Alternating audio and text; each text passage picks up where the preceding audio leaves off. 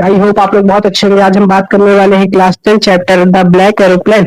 यह कहानी बहुत अच्छी है। मैं आप लोगों को आसान तरीके से समझाऊंगा कि आप लोगों को अच्छा नंबर ला सके। चलिए स्टार्ट करते हैं। एक पायलट रात के समय अपना हवाई जहाज उड़ा रहा था। वह फ्रांस के शहर पेरिस से इंग्लैंड के लंदन की ओर जा रहा था। आसमान बिल्कुल साफ था, चांद चमक रहा था और तारे भी दिखाई दे रहे थे।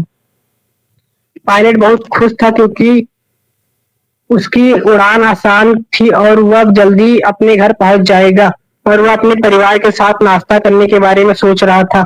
अचानक उसने अपने सामने काले घने बादल दिखाई दिए। यह कोई साधारण बादल नहीं था, एक भयानक तूफान था।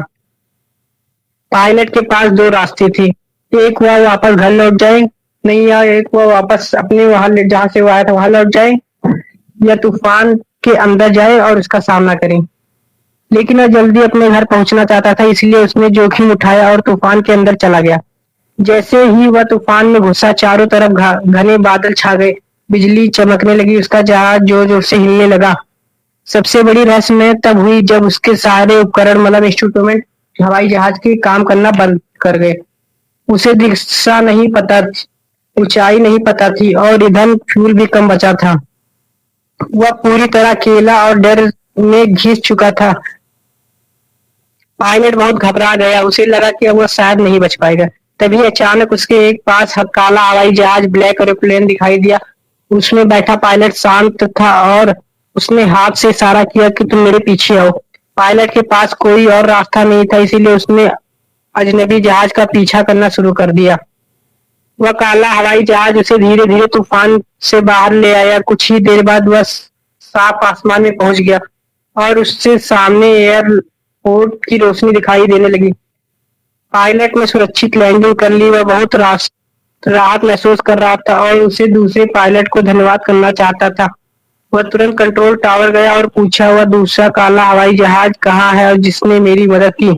लेकिन वहां के लोग ने कहा, आज रात आसमान में तुम्हारे अलावा कोई दूसरा जहाज नहीं था। यह सुनकर पायलट हैरान हो गया। अब सवाल यह था कि वह काला हवाई जहाज कौन था।